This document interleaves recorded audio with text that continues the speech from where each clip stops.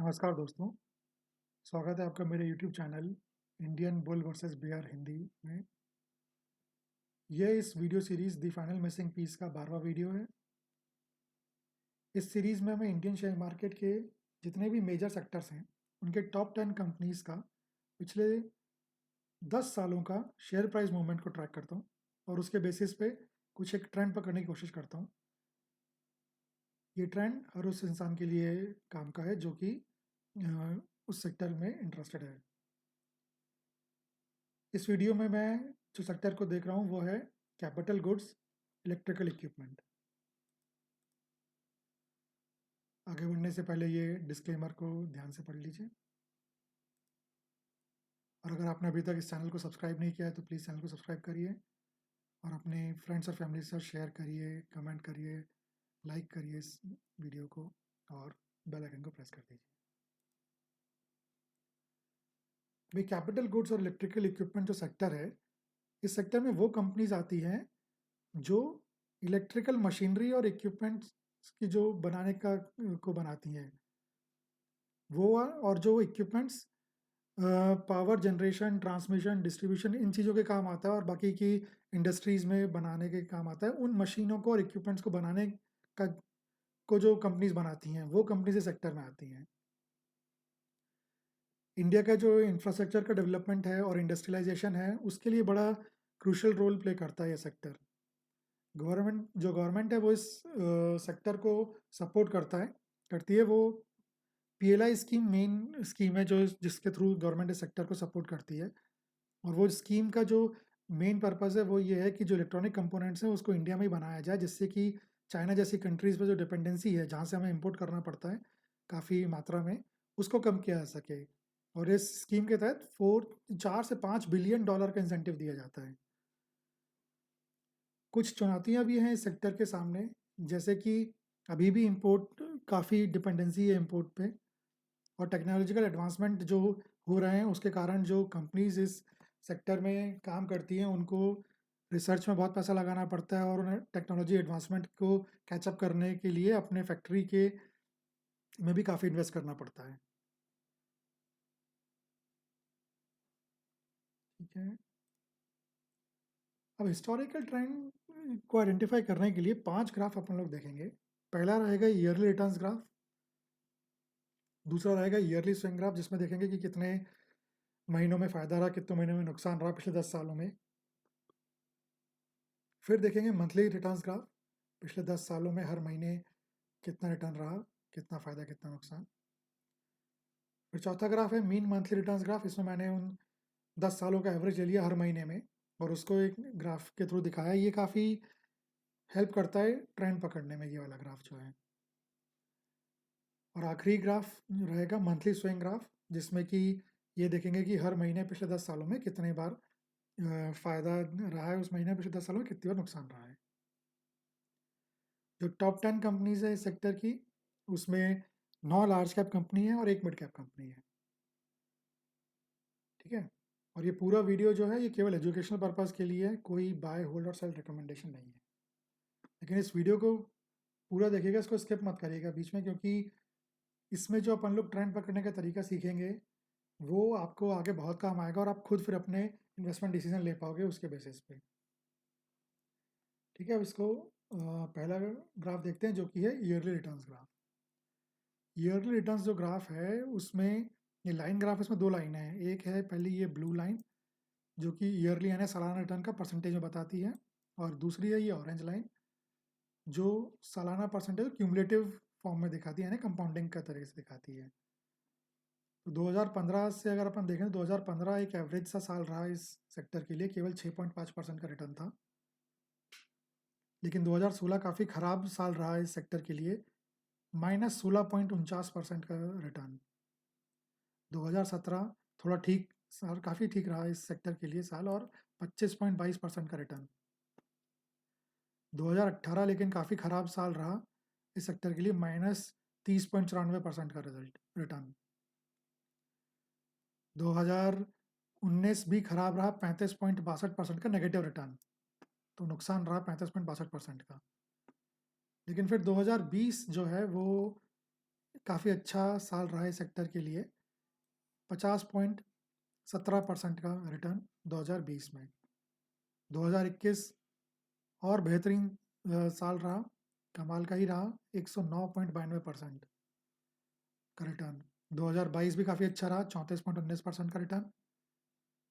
और 2023 तो मतलब ड्रीम ईयर, 159.77%, 77% 2023 में रिटर्न। और 2024 भी किसी से कम नहीं था, 91 यानी 91.09% का रिटर्न 2024 में। तो पैटर्न दिख रहा है, देखो 2020 तक ये कुछ ऐसे मूव कर रहा था सेक्टर, और फिर ऐसे बहुत ही शानदार परफॉर्मेंस पिछले खासतौर पर 5 सालों में। देखो 2005-20 से लेके 24 तक, इन 5 सालों में बहुत बढ़िया परफॉर्मेंस दिया। उसके पहले 3 बार नुकसान भी दिए, पूरे सालाना तौर पे नुकसान, लेकिन 2020 से बहुत बढ़िया परफॉर्म कर रहा है ये। ठीक है, अगला ग्राफ देखते हैं। यह है yearly swing graph. Yearly swing graph में क्या है कि ये जो ग्रीन बार्स हैं ये बता रहे हैं कि कितने महीनों ने पॉजिटिव रिटर्न दिया है, और ये लाल वाले ग्राफ बार्स बता रहे हैं कितने महीनों ने नेगेटिव रिटर्न दिया है। जैसे कि 2015 में 6 महीनों ने पॉजिटिव, 6 महीनों ने नेगेटिव रिटर्न। 2016 में केवल 5 महीनों में पॉजिटिव रिटर्न दिया इस सेक्टर ने।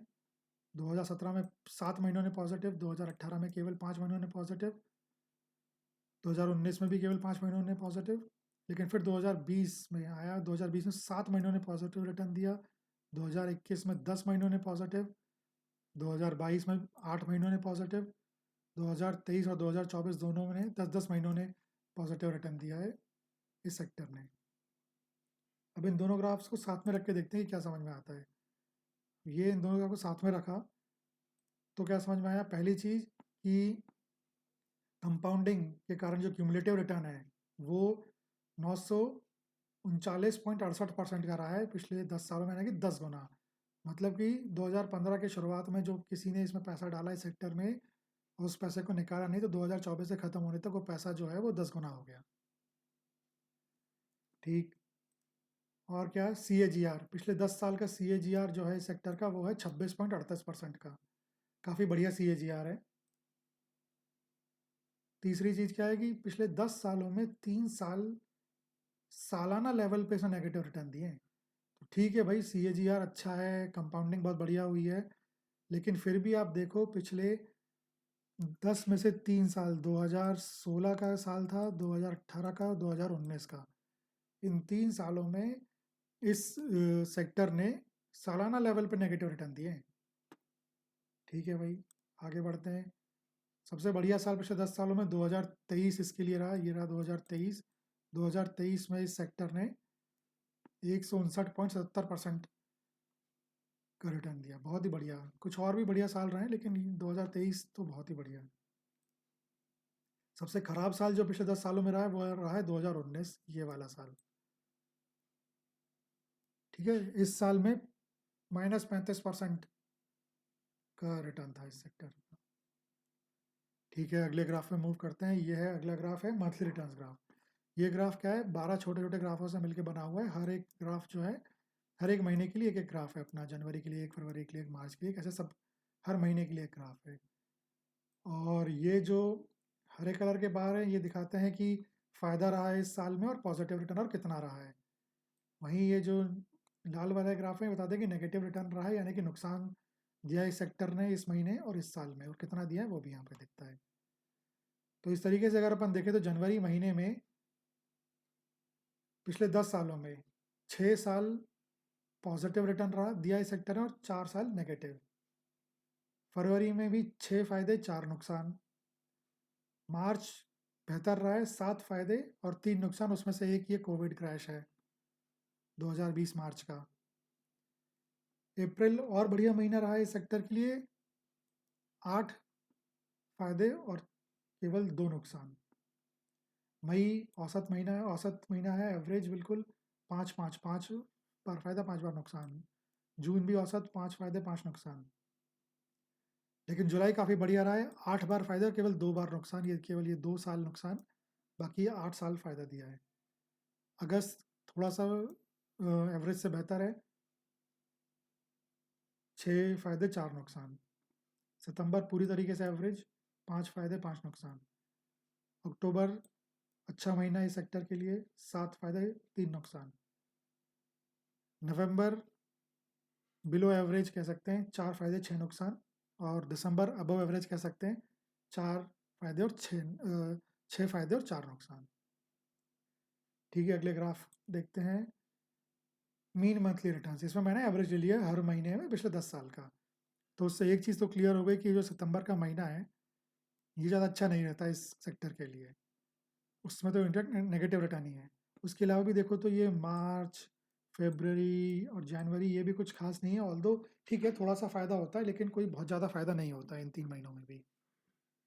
लेकिन कुछ महीने ऐसे हैं जिसमें क्लियरली काफ़ी फ़ायदा होता है, जैसे कि अप्रैल का महीना इस सेक्टर के लिए अच्छा लग रहा है, 6.32% का फ़ायदा पिछले 10 सालों में एवरेज। जून बढ़िया लग रहा है, 4.15। दिसंबर 3.84, अक्टूबर 3.8, जुलाई 3.6, तो काफ़ी अच्छे महीने भी हैं सेक्टर के लिए। अगला ग्राफ देखते हैं, मंथली स्विंग ग्राफ। जनवरी ने पिछले 10 साल में 6 बार इस सेक्टर ने फ़ायदा दिया है, फरवरी में भी 6 बार फ़ायदा दिया है, मार्च में 7 बार फ़ायदा दिया है, अप्रैल में 8 बार फ़ायदा दिया है, मई और जून एवरेज है 5-5 बार फ़ायदा, जुलाई बहुत बढ़िया 8 बार फ़ायदा, अगस्त औसत से बेहतर 6 बार फ़ायदा, सितंबर औसत 5 बार फ़ायदा, अक्टूबर अच्छा महीना है 7 बार फ़ायदा, नवंबर ख़राब महीना है केवल 4 बार फ़ायदा, और दिसंबर औसत से बेहतर है 6 बार फ़ायदा। तो इन आखिरी के दोनों ग्राफों को ना एक साथ रख के देखते हैं कि क्या समझ में आता है। तो इन दोनों ग्राफों को साथ में रखा तो क्या समझ में आया? पहली चीज़ कि जो सस्ते महीने हैं इस सेक्टर के लिए, सितंबर तो क्लियरली दिख रहा है कि सस्ता महीना, सबसे सस्ता महीना है, लेकिन उसके अलावा ये जो मार्च और फरवरी है इनको भी अपन सस्ता महीना कह सकते हैं, इसमें ज़्यादा फ़ायदा नहीं होता है, थोड़ा फ़ायदा ज़रूर होता है लेकिन बहुत ज़्यादा फ़ायदा नहीं होता है, यानी कि बहुत ज़्यादा पॉजिटिव रिटर्न नहीं है इन 2 महीनों में भी। और सबसे महंगे महीनों की अगर अपन बात करें सेक्टर के लिए, तो अप्रैल हो गया, ये अप्रैल में अगर आप देखिए 6.32% का पॉजिटिव रिटर्न है। जून हो गया 4.15%, जुलाई हो गया 3.06%, अक्टूबर हो गया 3.08% और दिसंबर हो गया 3.84%। तो ये कुछ महीने हैं जिसमें सबसे महंगा रहता है सेक्टर। जैसे आप ये देखो अप्रैल में वो भी आता है, और पिछले 10 में से 8 साल इसने दिया है। जून जरूर एक ऐसा है जिसमें वैसे रिटर्न ज़्यादा है लेकिन केवल 5 बार फ़ायदा 5 बार नुकसान है। तो ये मैंने आपके सामने ग्राफ्स सारे रख दिए हैं, ग्राफ को देखिए। ग्राफ तक पहुंचना मुश्किल होता है, ग्राफ देखने के बाद पैटर्न पकड़ना बहुत आसान होता है। आपके सामने ग्राफ है, आपको जो पैटर्न समझ में आता है वो पैटर्न पकड़िए और उस पैटर्न को यूज़ करिए अपने आगे के इन्वेस्टमेंट में। ठीक है, आज के लिए इस वीडियो में इतना ही। धन्यवाद इस वीडियो को देखने के लिए। अगर आपने अभी तक चैनल को सब्सक्राइब नहीं किया है तो प्लीज़ सब्सक्राइब कर लीजिए, शेयर करिए, लाइक करिए, कमेंट करिए। अगले वीडियो के साथ मैं जल्दी ही हाजिर होता हूँ। धन्यवाद।